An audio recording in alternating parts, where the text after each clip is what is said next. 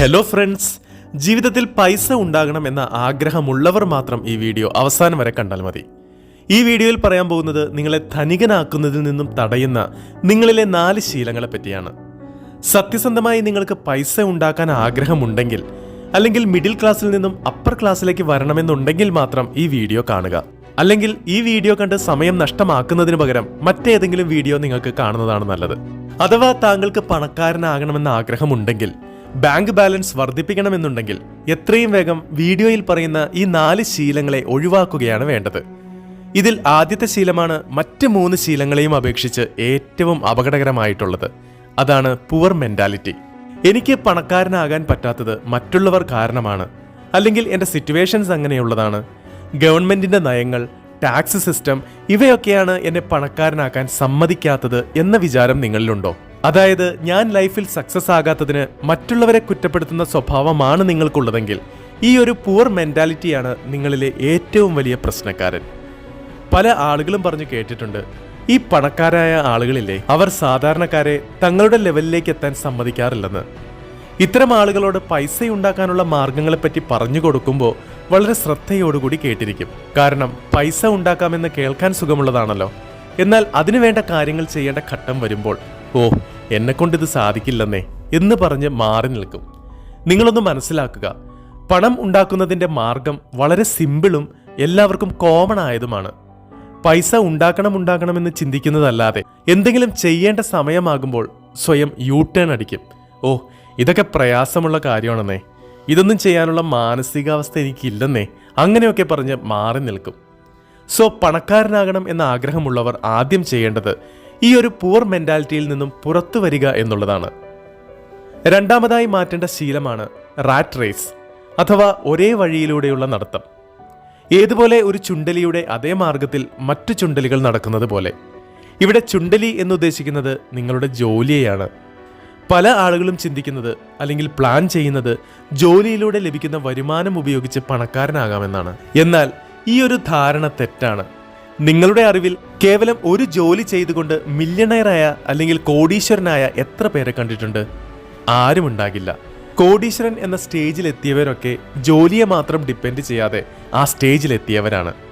കോടീശ്വരന്മാരായ ആളുകളുടെ പേരിന് മുന്നിൽ കാണാറുണ്ട് ഫൗണ്ടർ, ക്രിയേറ്റർ, ഒറിജിനേറ്റർ, ഓൺട്രപ്രന്യോ, അങ്ങനെയൊക്കെ.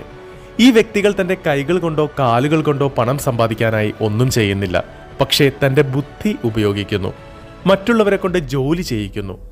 ഒരാളെ കൊണ്ട് ചെയ്യാൻ സാധിക്കുന്ന ഒരു ജോലി 4 ഇരട്ടി വേഗതയിലും കാര്യപ്രാപ്തിയോടെയും 4 വ്യക്തികളെ കൊണ്ട് ചെയ്യിക്കുന്നു. സ്ഥിരമായി ജോലി ചെയ്തുകൊണ്ടിരിക്കുന്ന ഒരു വ്യക്തി പണക്കാരനാകില്ല എന്ന് കുറച്ചു മുമ്പേ പറഞ്ഞില്ലേ? അതിന് കാരണം ഇതാണ്. ആ വ്യക്തിയെ കൊണ്ട് ജോലി ചെയ്യിച്ച് മറ്റൊരാളാണ് പണക്കാരനാകുന്നത്.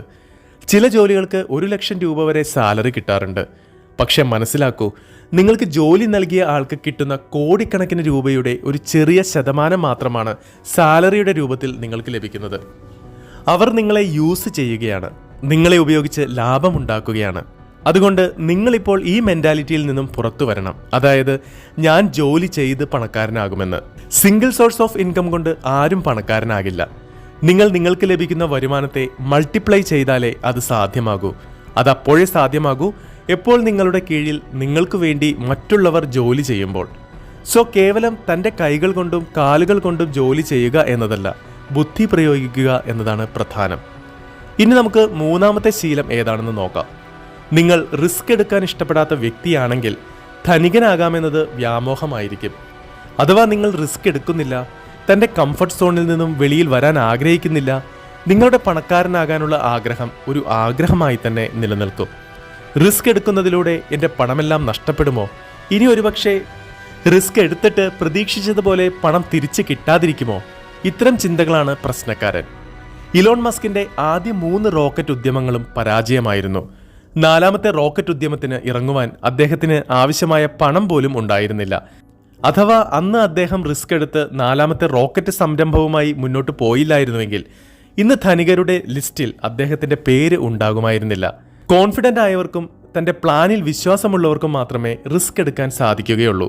റിസ്ക് എടുക്കുന്നില്ലെങ്കിൽ അതിനർത്ഥം താങ്കളുടെ കോൺഫിഡൻസ് എന്നത് 0 ആണെന്നാണ്. എന്നാൽ റിസ്ക് എടുക്കുക എന്നതുകൊണ്ട് ഉദ്ദേശിക്കുന്നത് മുൻകൂട്ടി ആലോചിക്കാതെ എന്തിനെങ്കിലും ഇറങ്ങിത്തിരിക്കുക, ബാക്കി വിധി പോലെ വരട്ടെ എന്ന പ്രവൃത്തിയല്ല.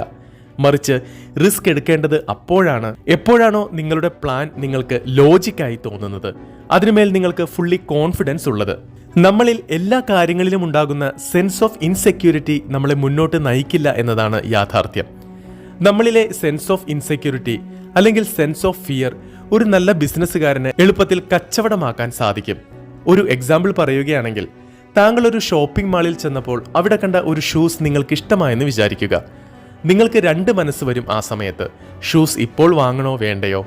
ഈ ഒരു കൺഫ്യൂഷനിൽ നിൽക്കുന്ന നിങ്ങളുടെ അടുത്തേക്ക് കടക്കാരൻ വന്ന് പറയും, ഇതെടുത്തോളൂ സാർ, വളരെ നല്ല പ്രൊഡക്റ്റാണിത്.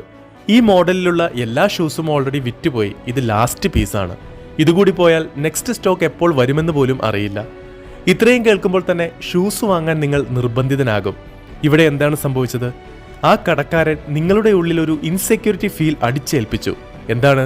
സാർ, ഇത് ലാസ്റ്റ് പീസാണ്, ഇനി ഇത് നിങ്ങൾക്ക് കിട്ടണമെന്നില്ല.